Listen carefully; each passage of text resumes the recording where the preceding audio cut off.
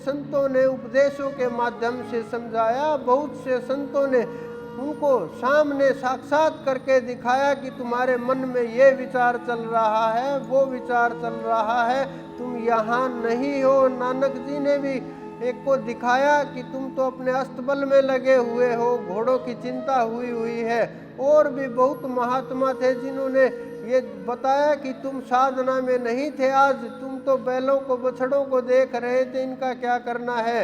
इस प्रकार से हमारे संतों ने दर्शाया कि आप मन से अगर साधना नहीं कर रहे, केवल शरीर को टिकाए हुए हो, ध्यान को नहीं टिकाए हुए, तो आपकी साधना निरंतर चल नहीं रही है। इस मन को जब आप काबू में कर लोगे, इसको कंट्रोल करने का प्रयास करोगे, आत्म निरीक्षण का प्रयास होगा, तो समझना आपकी साधना चल रही है। लेकिन हम ये साधना के चक्कर में कम पड़ते हैं, बाहरी कर्म कांडों में ज़्यादा पड़ते हैं।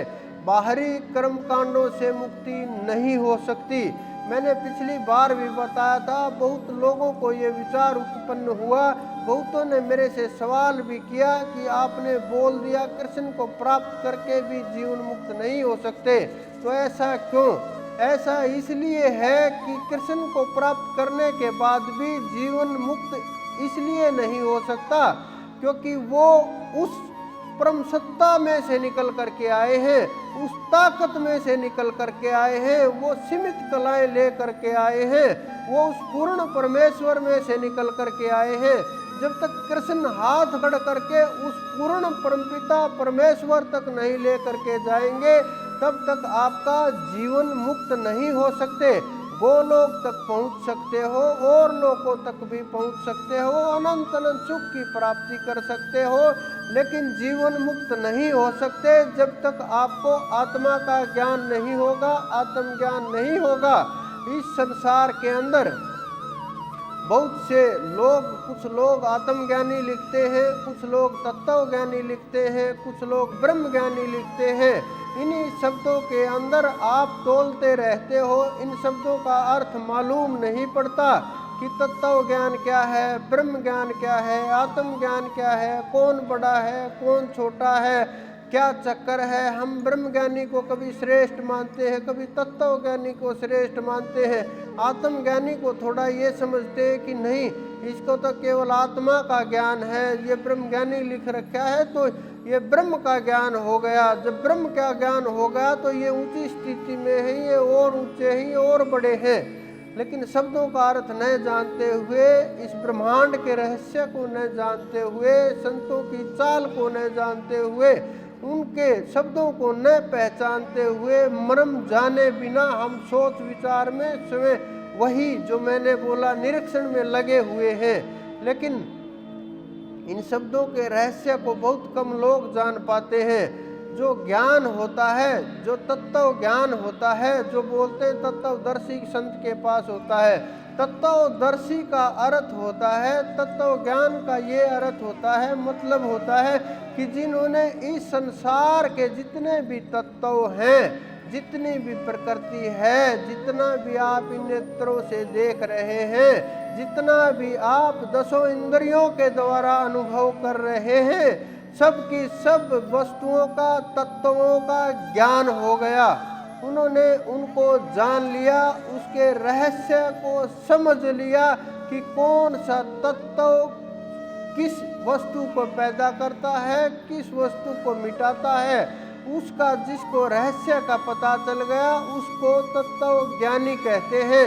और जो ब्रह्म ज्ञान का अर्थ होता है, इस संसार के अंदर जितना भी वर्णन हुआ है, 21 ब्रह्मांडों का वर्णन हुआ है हमारे संतों के द्वारा, पूर्वजों के द्वारा, ऋषि महेश ऋषियों के द्वारा, जितने भी जहाँ भी चढ़ाई की बात हुई, 21 ब्रह्मांडों की चढ़ाई का जिक्र आता है। तो जितने 21 ब्रह्मांडों का जो खेल होता है, जिसने ब्रह्मांडों को जान लिया, जिसके ब्रह्मांड का रहस्य जिसके सामने खुल गया, किस ब्रह्मांड का कौन राजा है, कैसी प्रजा है, क्या सुख सुविधाएं हैं, कैसी वहाँ पर खेल चलता है, किस प्रकार से राज चलता है, क्या उद्देश्य है, कैसे सिस्टम है, हर चीज के जिसको जानकारी हो गई, कैसी प्रकृति है। वायु से जीव चलते हैं, भूमि से जीव चलते हैं, सांस से जीव चलते हैं, आकाश से जीव चलते हैं। क्या किस प्रकार से क्या रचनाएं होती हैं, कैसे प्रलय होती है, किस प्रकार से खेल चल रहा है, कितने समय में एक ब्रह्मांड खत्म हो जाएगा, कितने समय में रचना होगी, कब प्रलय होगी। जिसको ये अनुभव हो जाए, ये भी अलग अलग प्रकार का होता है। किसी को एक ब्रह्मांड की जानकारी है, किसी को 2 ब्रह्मांड की जानकारी है, किसी को 5, 10, 15, 20 अलग अलग स्थितियां हैं और उसी के अनुसार उनका ज्ञान होता है और उसी के अनुसार उनके रहस्य खुलते हैं, उसी के अनुसार उनको ब्रह्म ज्ञानी की उपाधि दी जाती है। उनके पास ये उपाधि होती है। जिनको ब्रह्मांड का ज्ञान हो गया वो ब्रह्म ज्ञान को प्राप्त हो गए। तत्व ज्ञानी जरूरी नहीं जीवन मुक्त हो, कोई जरूरी नहीं है कि जीवन मुक्त हो जाए। ब्रह्म ज्ञानी भी कोई जरूरी नहीं जीवन मुक्त हो जाए। ये इतने बड़े रहस्य की बातें हैं जो समझना और समझाना दोनों ही मुश्किल होती हैं। समझना इसलिए मुश्किल है क्योंकि हजारों वर्षों से हम उन्हीं शब्दों को रट रट करके पुस्तकों में पढ़ करके और जिन्हें ज्ञान नहीं है उन्हें उनसे सुन करके उनका वर्णन देख करके ब्रह्म ज्ञान शब्दों को हम खोल नहीं पाए और उनको समझना बड़ा कठिन होगा और ये हृदय स्वीकार नहीं करेगा कि ये सच है या झूठ है। समझाना इसलिए मुश्किल होता है क्योंकि रीति रिवाज तोड़ना बड़ा मुश्किल कार्य है। वो सदा से रीति रिवाज चले आ रहे हैं, वो जब तक नहीं टूटेंगे आगे जीव नहीं बढ़ सकता। और जब तक ये आगे का रास्ता नहीं खुलेगा, जब तक आप हृदय से ये स्वीकार नहीं करोगे तो आगे नहीं जाया जा सकता। तीसरा होता है, तीसरी श्रेणी का वो होता है आत्मज्ञान। आत्मज्ञान का अर्थ होता है आपको अपना ज्ञान हो गया। अपना यानी शरीर का नहीं, अपना यानी आत्मा का ज्ञान कि आत्मा क्या तत्व है, क्या रहस्य है, क्या इसके अंदर ताकत है, कैसे जीवन मुक्त हुआ जा सकता है, कैसे प्राप्ति होगी, कैसे इसकी खोज होगी, कैसे और किस प्रकार से इसके ऊपर कार्य हुआ है।